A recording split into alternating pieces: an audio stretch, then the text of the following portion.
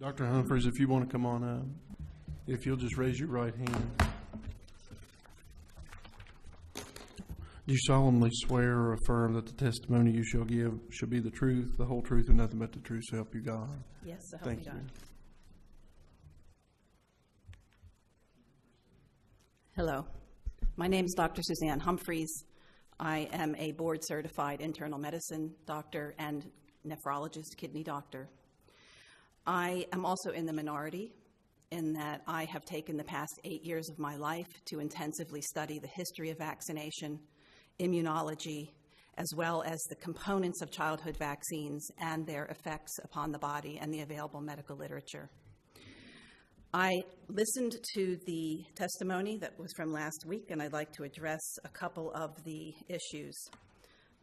I'm not going to call myself an expert. I'm just going to say that I am an educated medical doctor with a board, with a medical license in the state of Virginia and the state of Maine, and I've taken on the issue because I witnessed my own patients falling ill, in many cases immediately after being vaccinated, oftentimes within 24 hours of being vaccinated in the hospital with no other explanation. So I can certainly attest that while the vaccine injury compensation program exists, that it would not encompass the kind of injuries that I witnessed. I was met with a huge wall of resistance among my peers who had absolutely no information at their fingertips, didn't know the contents of vaccines, didn't know the history of vaccination, didn't know the medical literature. I showed it to them, and I'm the author of a book called Dissolving Illusions, Disease, Vaccines, and the Forgotten History that has over 800 references. Most of them are peer-reviewed medical references, and we go through the history of vaccination and dispel a lot of the mythology that I once also fell prey to. I used to berate my friends into vaccinating. I was that doctor. I was the doctor who used to guilt my patients into vaccines until I learned what I know now, and everything changed. And it changed to the degree that this is such an important issue for me that I've given up everything, a huge income, and I'm called a quack, and I'm denigrated by, if you go online, you will see, but it's baseless because I have the information and they don't. So what I would like to discuss, first off, is that I think there is a false sense of security among people who think that the current vaccination rates are providing herd immunity. There's a vast oversimplification in the thinking of medical doctors, as was demonstrated last week. And it is based on lack of information, and I'm not faulting them as individuals. It's a systemic problem. Medical doctors are not taught what's in vaccines. They are given the vaccine schedule, told they are safe and effective and save lives, as you heard over and over and over again, and as I have dispelled in Dissolving Illusions and many videos that I've put up on my YouTube page. So the problem is that if we want to just say vaccines are safe and effective and save lives, we can all just believe that in a religious fashion, or we can actually sit down and look at the information and dissect that. And that always takes a longer period of time to do. And that's why we're not going to see it done quite as often. So it's going to take me a little bit of time just to explain the measles situation to you, because California was brought up over and over again, and that is used as the demonstration for why we need to get herd immunity up to whatever level. 95% is was touted last week, but I can tell you that there's an article by Majumder who now says that we need 99% vaccination rates in order to achieve herd immunity. But I will tell you that even if we had 100% vaccination rates among every person in this room, every child in the state, that there would still be measles outbreaks if measles was brought in from another country or from someplace else. And that is because the vaccine has failed in its mission to eradicate the disease, let alone to eliminate the disease. So what we saw in California was very interesting. So we have to just go back a bit, because before this vaccine was brought onto the market, what we saw was the majority of children that were infected were between the ages of 3 and 15 years of age. Those children went on to have lifetime immunity while the virus was circulating in the community and basically giving boosters to everyone around. The most vulnerable people were those babies that were below 2 years of age. Those were protected by their mothers who had natural immunity to the actual disease, which is very well known in the peer-reviewed medical literature to give a longer and stronger provision of immunity to that vulnerable baby. So what we had after vaccination was that those babies are no longer protected. So now, as a result of vaccination, what we have are mothers who are vaccinated, and again, peer-reviewed medical literature, I'm happy to provide this for you, shows that those mothers at best are providing very limited immunity, perhaps 3 months, even while they're breastfeeding. And this comes from the placenta, during gestation. So these babies are now not protected directly because of vaccination. The older adults who were protected for a lifetime in the face of circulating viruses, again, they're not protected. And that was actually borne out in the California outbreak, where we saw that 11% of those cases were less than 1 year old in California, and that 56% were greater than 20 years old. Now, I'll tell you that the population that handles measles best are the children that we're targeting for vaccination. So we're absolutely targeting the wrong populations. I guarantee you that most people in this room, if you were to measure their immunity level, their titers, you would find that they're inadequate. And in fact, we know from LeBaron's article, which I'm happy to provide, peer-reviewed article, showing that after 20 years, 33% of us do not have protective antibodies to measles. So now we're told that those of us that are over 50 years of age need to start getting measles boosters. That's what we're looking at in the future. So that's the history, some of the history of measles. We're also told that it was all due to the unvaccinated in California. And I have the stats right here that I got from the CDC, MMWR, from California, the California Department of Public Health. This is available to everybody. And so there were approximately there were 49 unvaccinated people in that total of 110 cases in California. And I'll tell you that of them, 18 were old enough to have vaccination, but 12 of them were actually too young to be vaccinated. So it's not really fair to count them as unvaccinated. 9 of them were sick when the vaccine was due. Interestingly enough, there were 12% of those cases that were vaccinated. So that tells you that there was a large proportion of the outbreak in California that was vaccinated. And in fact, one of those cases turned out to be a vaccine strain. And when it was later tested because of increased surveillance, they took it off of the register and did not count it as a case anymore. And this has happened several times throughout the world where because of increased surveillance, they find that a case that they see with full-blown measles turns out to be a vaccine strain from the vaccine that child received, and they remove it from the register and don't count it as measles. So this is the kind of information that I encourage doctors to understand, and that there's a much bigger picture than that. So as a result of vaccination, what we have now, Damien in 1998, a peer-reviewed article showed that in twice vaccinated high school students, between 22 and 33% of those during a measles epidemic showed that they were not immune enough from the beginning, and that they had to have, that they basically showed a secondary immune response, meaning that the virus was replicating in their bodies and they were potentially contagious.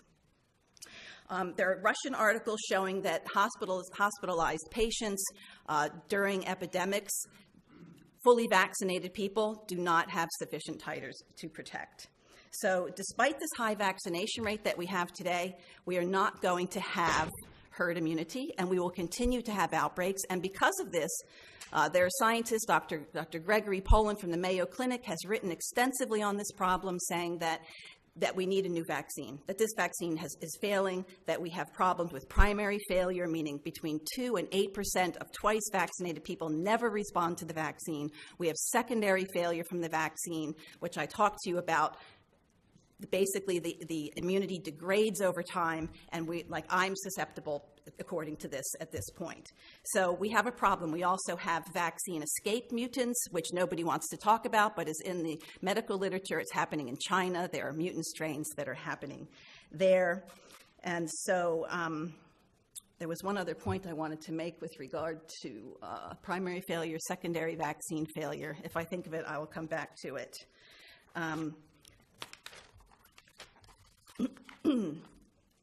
There's one other issue I'd like to address, and that is that one of the physicians that testified last week said that there were people in the state of Virginia that were consulting the physicians here because they considered that West Virginia has a progressive vaccine policy.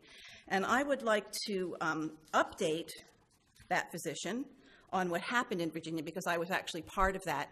In Virginia, there was a bill that was proposed that asked for the religious exemption to be removed. The people spoke out, and 10 out of 10 of our senators rejected that bill outright. That was the result of the vote. The people spoke out, the senators listened, they listened to the evidence, despite the fact that there were people who had obvious conflicts of interest that were testifying and had the large majority of time and were actually skewing the statistics. We proved and showed how they were skewing the statistics, showing that there were more unvaccinated people in Virginia than there actually are. The states of Maine, Maryland, North Carolina, Washington, Colorado, Oklahoma, Texas, Pennsylvania, and Rhode Island have all rejected legislation that would limit their vaccine exemptions. So please don't think that the 3 states that currently have these laws that only permit limited medical exemptions are progressive. They're not. They are the exception. I would like to address whooping cough, pertussis, because that was also brought up last week. And I happen to have studied this extensively, the history of the different vaccines, and I'd like to tell you about what's happening today. Whooping cough is endemic. I am called from people all over the world who tell me that their babies have whooping cough, that they've been to the doctor several times, the doctors couldn't recognize it, denied it, refused to test for it, and then finally, when the parents knew it was whooping cough and they insisted on being tested, that those babies turned out to be positive. In the meantime, they were treated with drugs that not only will not be helpful, but that can be harmful. What's happening today, again, in the old days, before we had a different vaccine. Let me start to pre-vaccine. Pre-vaccine, adults developed very strong immunity at the lung interface, and I can get to that in a minute, but there's a peer-reviewed article by Warfel from 2014 that was done on baboons who show the similar type of cough and immunity to humans, which showed basically that if you don't have that strong immunity at the lung interface, that even if you're vaccinated, you're likely to be the person that's spreading disease asymptomatically. But pre-vaccine, these adults experienced the disease and they developed very strong immunity and limited the spread. Then the first vaccine came along. It was a whole cell vaccine, meaning it was the entire bacteria that was killed and put into the vaccine and injected. It had thimerosal in it and aluminum in it. It was very reactogenic. There were major problems that were happening with that. Vaccine companies went out of business. Connaught went out of business with that vaccine. And it was basically replaced by the vaccine that we have today, which is acellular vaccine, which means that there are just some parts of the bacteria in the vaccine. So the good news about that is that it's less reactogenic, meaning that there are far fewer problems with it, but there are still significant problems if you look at VAERS. But that it creates something called original antigenic sin. And I didn't create this term. This is an immunologic term that indicates that your first experience with an infection or with the vaccine will predict your response to later exposures. And that can actually be a detrimental thing or a helpful thing. If your first exposure is an acellular vaccine, this has been proven by Cherry, who is one of the foremost writers on this issue for the past 2 or 3 decades, peer-reviewed medical journals, showing that people that are vaccinated don't respond to a toxin that the bacteria creates called adenylate cyclase toxin. It basically creates a force field that fools the body. So what happens is these people get their vaccines, which might prevent you from coughing for a short period of time. But ask yourself, why do babies need so many vaccines? Why do we have to keep getting them over and over? Why does a pregnant woman require a vaccine every time she's pregnant, even if she's pregnant every year? It's because of this phenomenon that the vaccines, while they might prevent you from coughing for a short period of time, will not actually prevent you from spreading the disease.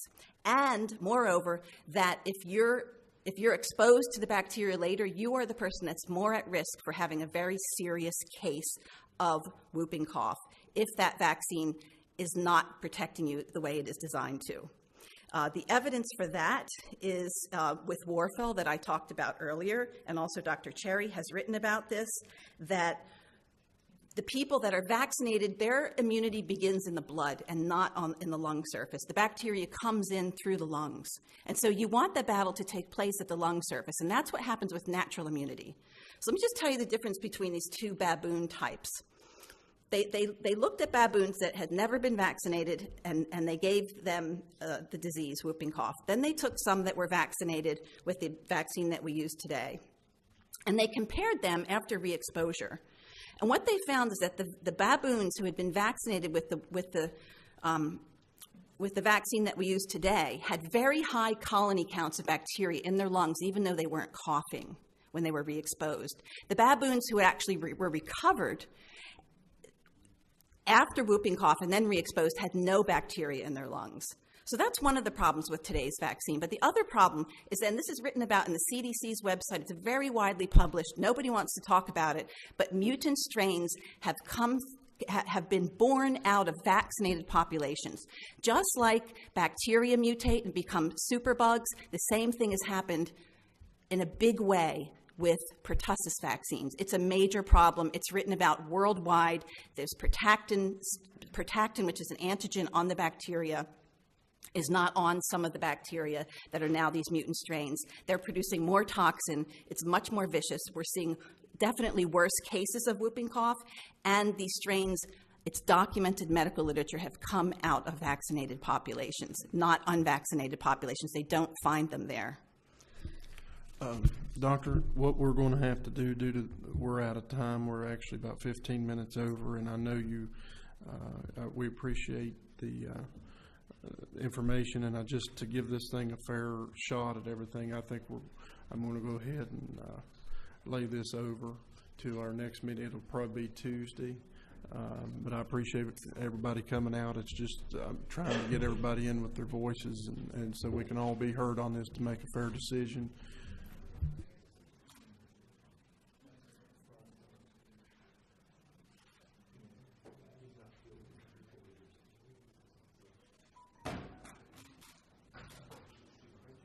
Okay. Chair recognizes the senator from Jefferson to wrap up with the questions, and then we'll go from there real quick. Thank you, Mr. Chairman. I really appreciate it. I know we don't have much time, so I'm just going to ask you about a couple things. I very much appreciate you coming and the excellent information that you have. I would love to get some of this stuff emailed to me, and I will check your YouTube channel too. Thank you. So I have here the states, the 47 states that have religious exemptions. And in your extensive studies that you have done, have you seen that by granting religious exemptions, it has caused any kind of detrimental effect in those states? Certainly not, and definitely not in the state of Virginia. The fact is that even people who want to be exempt from some vaccines will still be in favor of getting medical treatment.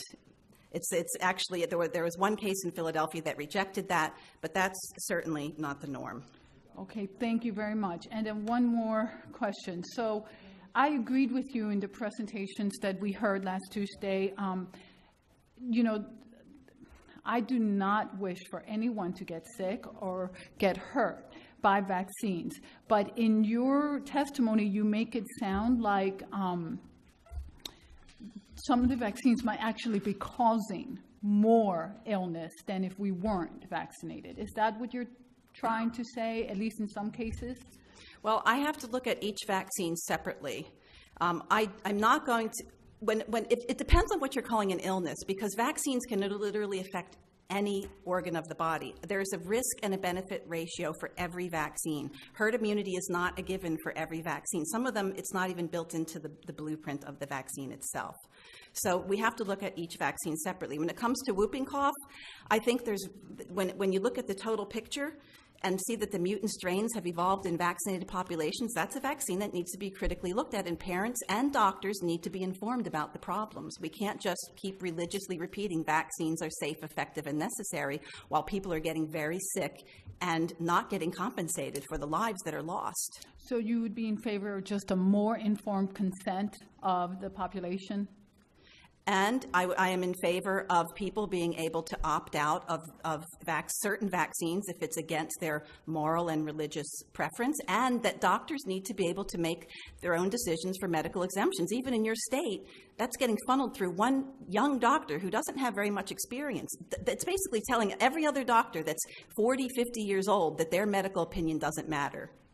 Well, thank you very much. I really appreciate it. Thank you all. If it's okay with you all, I'm going to go ahead, and if there's no other business for the time being, I know there's still more questions. We'll continue this and lay it over. I'm going to call on the senator from Upshur. Mr. Chairman, I move we adjourn. Motion on the floor to adjourn. All in favor say aye. All opposed say no. We all